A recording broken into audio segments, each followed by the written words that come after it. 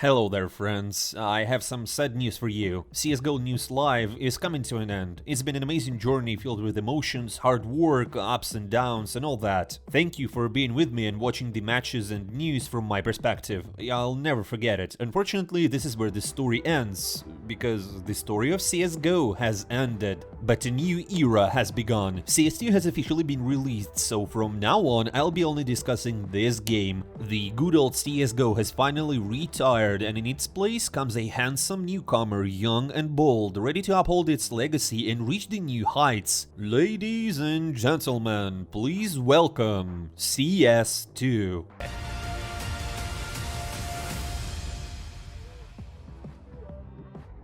So let's go step by step to understand what's happened, how it happened, and what awaits us next. As you remember, just a week ago, Valve tweeted asking, "What are you going to do next Wednesday?" Some thought it would be just an open beta test, while others believed the beta will introduce features like Danger Zone and so on. However, most were hoping that Valve would keep their promise and release CS2 this summer. Like, you know, in America, summer officially ends on September 27th, the autumn equinox. So everyone was waiting to see what would happen in a week. Pro players were sure that the game's release would still be a couple of months away, pointing out the existing bugs in the game.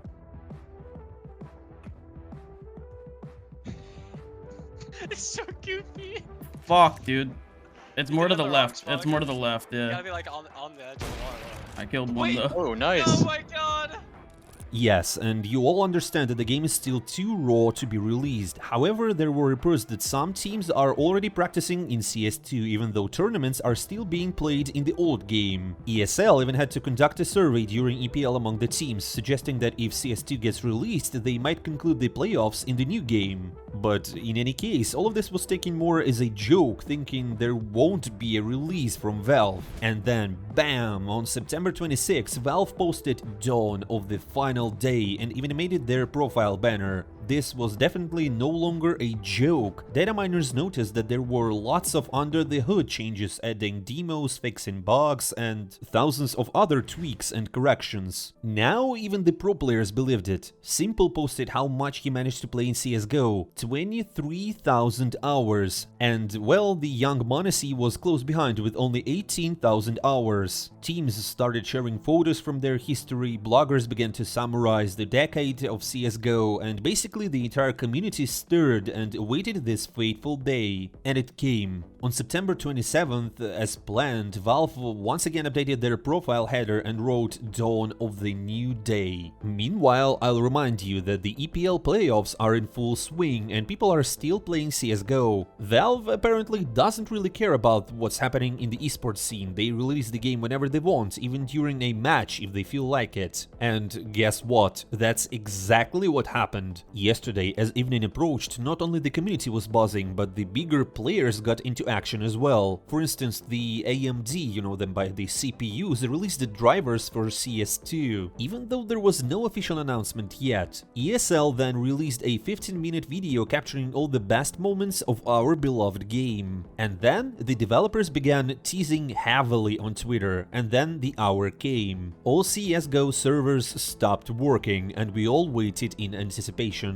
But wait a second, just get this, the absurdity of the situation. At that moment, Monte was playing against Complexity. They needed to start this second map, but they couldn't, all servers were down. Valve was up to something, and the whole world held its breath. ESL had to find workarounds, launching the map through a backup, which means no skins, no USP, and no M4A1S. There were even discussions that if CS2 was released, they might continue the map on CS2. That would be absolutely funny, starting the match in CSGO and finishing it in CS2. And that's basically it. I haven't missed anything, I guess. That's how we welcomed the new game. A week of anticipation, half a year of beta testing, an entire hour without CS servers, neither for regular players nor for pro teams. And then Valve did it. They released CS2. Congratulations to everyone on this new chapter.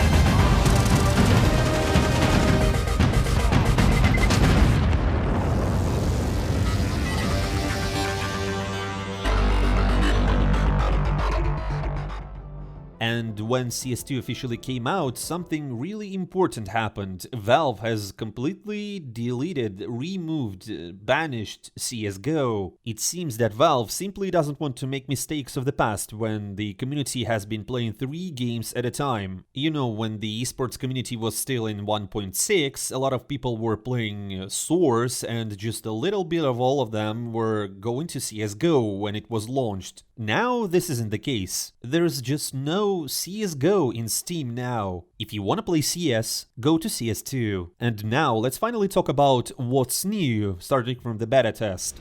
Friends, I have another fantastic news for you. My partner, MyCSGO, gives away free cases. What do you need to do? Well, it's as simple as possible. Just add $2 to your account. Well, the more you top up, the more free cases you get, and they drop 3 at a time. I haven't seen such generosity yet, and if you get skins of no interest, you can immediately trade them in a contract or upgrade to get an amazing skin. You can repeat that every day. The website has a special provably fair system so that you can check any operation, everything is open. They have been in the game since forever and you can find thousands of reviews on Google. The bonuses don't end there. You can receive a gift every day, and by using my unique promo code in the pinned comment, you will get additional one. Also, if you use live news as a promo code, you will get up to 40% bonus for all your top-ups. It's just too good to be true, isn't it? But here we are. Click on the link in the pinned comment to get it all. Thank you, my dear kind friends, for watching the ad. Let's move on.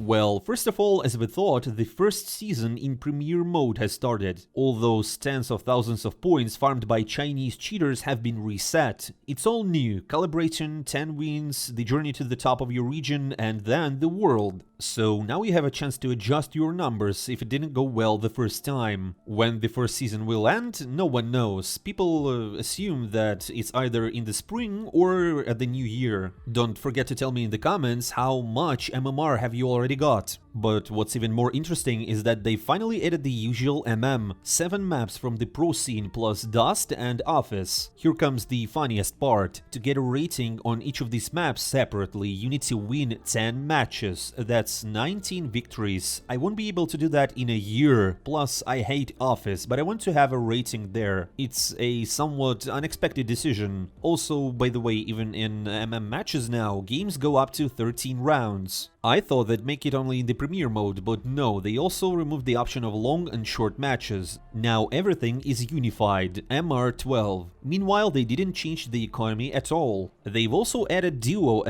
It seems there is no new modes, however there is a new drop system. When you rank up once a week, you get to choose from 4 items, and whatever 2 you like the most, they go to your inventory. An interesting feature, I tried and got a case, a chip skin and 2 graffiti. Obviously I chose 2 graffiti, I'm not a fool. Other notable additions include eye animations for agents, improved uptick, a new shop, the ability to open cases and buy capsules, lots of minor tweaks, new music sets, a medal, but the most crucial is now everyone can watch demos and view their match history. And oh my god, how wonderful this is. I used to have a lot of demos for videos back in the day and it was a real nightmare. The number of times my game crashed was just crazy. Now demos are just like a regular player, 15 second skips back and forth, instant transitions to any point in the match and all that. No lags, delays or crashes. Watching demos is now a pleasure, finally. In general, there are a lot of changes and every one of them you can test out. The game is open and free, you can play without any restrictions. But I'm not the type of blogger who tells you about the updates themselves. I focus more on the pro scene, and pro players weren't too happy with such a quick release. For example, here's what Simple wrote. Finally, they add new tick rate. Oh my god, it's not 64 anymore. It feels like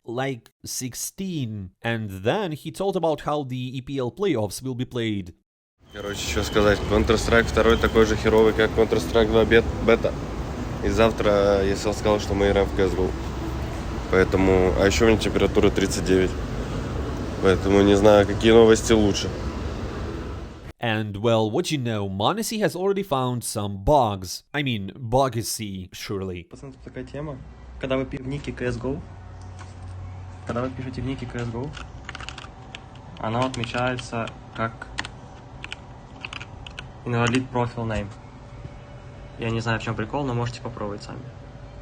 I also read the opinions of other pro players on Twitter and they have mixed feelings. Elige, for instance, is pleased with the fast release of the game and praises how smooth CS2 has become and its better hit registration. However, Mantu, on the other hand, is shocked, questioning how such a bugged thing could be released as an official game. Friends, what do you think? How do you feel about the CS2 release? Did Valve rush it, or is it everything as it should be? Write in the comments, we will discuss as always. Now, all that's left for us is to wait for the first tournaments in CS2 to begin. It would have been cool to have the EPL playoffs in the new game, but it wasn't meant to be. Next up, we have the Blast Showdown, which is less than a week away. According to information from a Blast representative, the Showdown will also be played on the old CSGO, which is unfortunate, to be honest. What's the point of watching this tournament on CSGO if you can't even launch the game itself? In short, we're waiting for the first major tournament in CS2, and then we'll see how ready the game is for the pro scene. Now, let's quickly discuss other news, like reshuffles, for example. Remember the former FaZe Clan analyst, Innershine, who became the coach for the Russian-speaking team Aurora? Well, he unexpectedly announced that he's leaving the position as Aurora's coach. It wasn't just working for the guys, so it seems like a necessary decision. He said he would share the details later and now is looking for a new adventure. Another unexpected piece of news comes from Harumi, who says that Nealon has left Gamer Legion. The reason is not entirely clear, but it probably isn't about results. The lineup is new, no star players, and they performed decently in Cologne, even claiming a couple of victories at EPL. We're waiting for official announcements and news. But the most unexpected thing that might happen soon is Zonic leaving Vitality. Hirumi reports this also. According to him, there are some contract issues. Zonic hasn't signed it yet, and his previous one ends at the end of the year. So if they don't come up to an agreement, Vitality might be without a coach in 3 months. Maybe he's just driving up his price, like they love to do in football, for example. They sign a new agreement at the last minute and ask for twice as much. And finally, let's talk about the matches.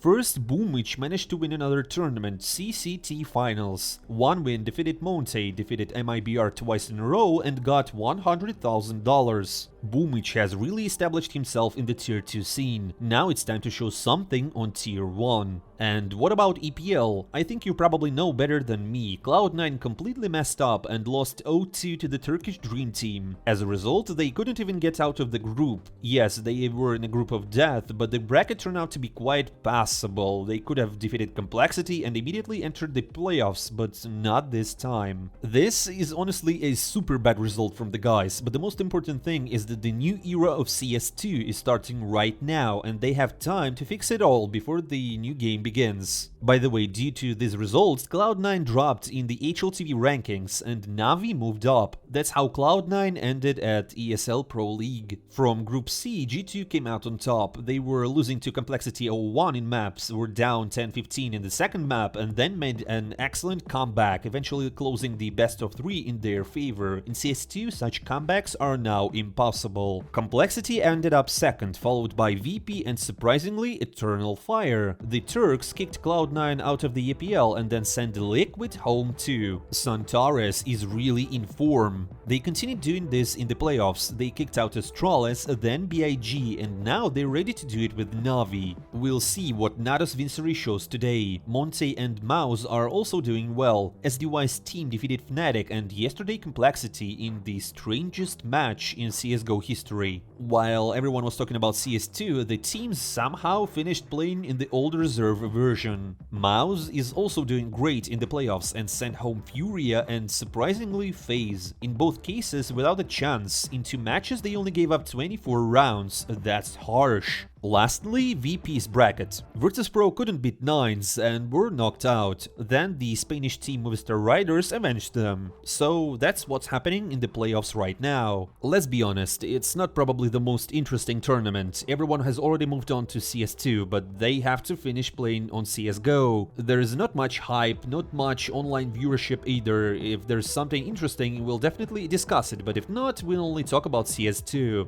There is news pouring in every minute. To make sure you don't miss anything, subscribe to the channel and we'll explore the new game together. I won't be gone for long. See you soon.